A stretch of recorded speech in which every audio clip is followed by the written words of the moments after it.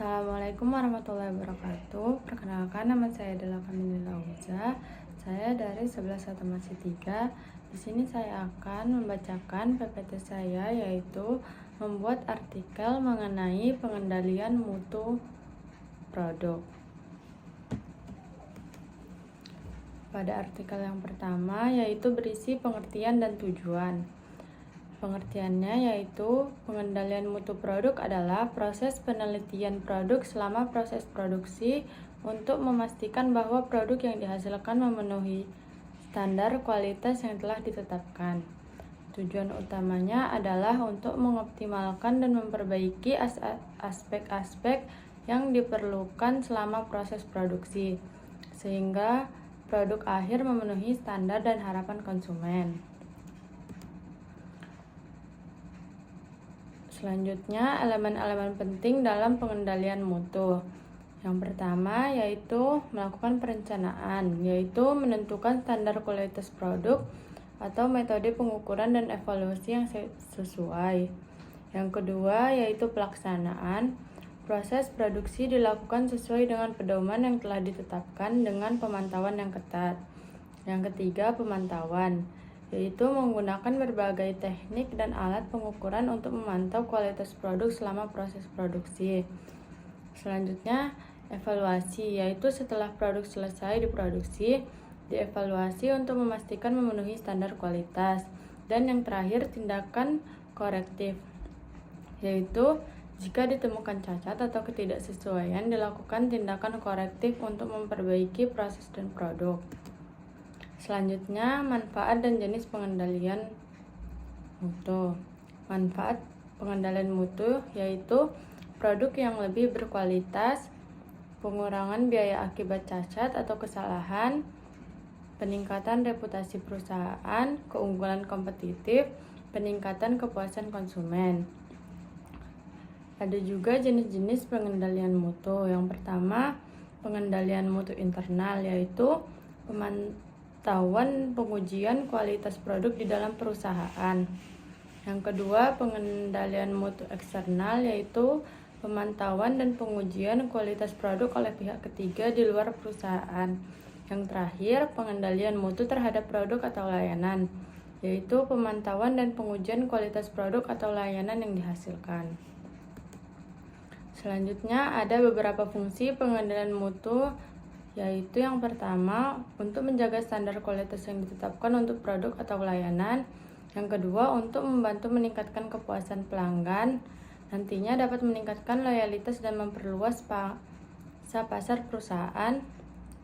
Yang ketiga, untuk membantu mengidentifikasi area-area di mana perbaikan dapat dilakukan untuk meningkatkan efisiensi dan mengurangi pemborosan.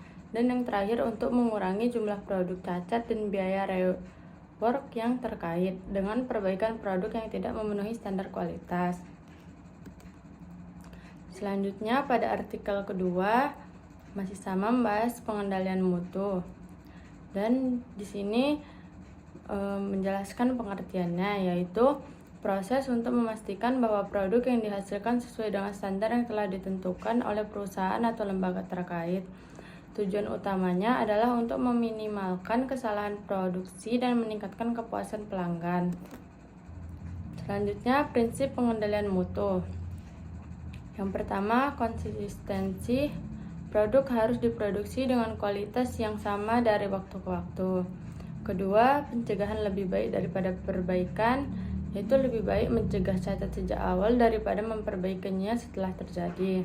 Ketiga, ketertiban semua pihak, yaitu pengendalian mutu bukan hanya tugas bagian quality control, tapi juga seluruh departemen.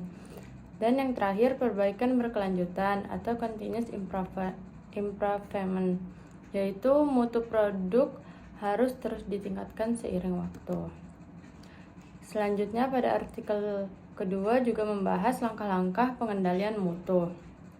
Yang pertama, penetapan standar mutu.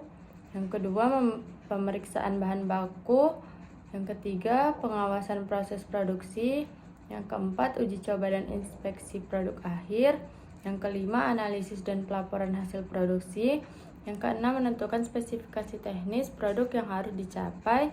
Yang ketujuh bisa berupa ukuran, warna, kekuatan atau rasa, dan lain-lain. Dan yang terakhir, dasar acuan dalam proses pemeriksaan mutu. Selanjutnya ada tujuan dan manfaat pengendalian mutu. Yang pertama, tujuannya yaitu menjaga konsistensi kualitas produk. Yang kedua, mencegah produk cacat atau tidak sesuai standar. Yang ketiga, memenuhi harapan dan kebutuhan pelanggan.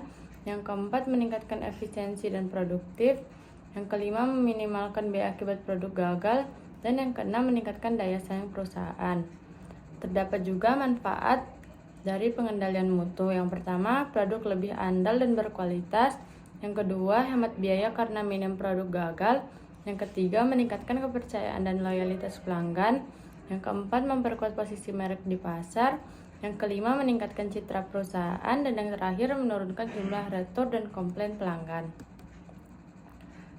Selanjutnya, pada artikel yang ketiga juga membahas pengertian dan tujuan. Pengertian pengendalian mutu adalah proses sistematis untuk memastikan bahwa produk atau layanan yang dihasilkan sesuai dengan standar mutu yang telah ditetapkan. Tujuannya adalah untuk mencegah kesalahan dan meningkatkan kepuasan pelanggan. Selanjutnya, jenis-jenis pengendalian mutu. Yang pertama, quality control. Yang kedua, pemeriksaan produk di tahap akhir untuk memastikan sesuai standar. Yang ketiga, quality assurance. Yang keempat, sistem dan prosedur yang menjamin mutu dari awal hingga akhir proses. Yang kelima, total quality management. Yang keenam, pendekatan menyeluruh yang melibatkan semua departemen dalam menjaga mutu. Yang ketujuh, statistical quality control. Dan yang terakhir, penggunaan data statistik untuk menganalisis dan mengendalikan proses. Contoh aktivitas pengendalian mutu. Yang pertama, pemeriksaan bahan baku sebelum produksi. Yang kedua, pemantauan mesin dan proses produksi. Yang ketiga, uji sampel produk secara berkala.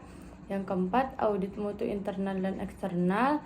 Dan yang terakhir, pengolahan data hasil produksi untuk analisis. Selanjutnya, ada 3 aspek penting dalam pengendalian mutu.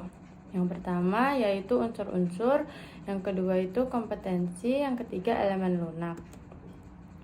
Contoh pengendalian mutu dalam industri manufaktur, dalam industri jasa, dalam industri pangan.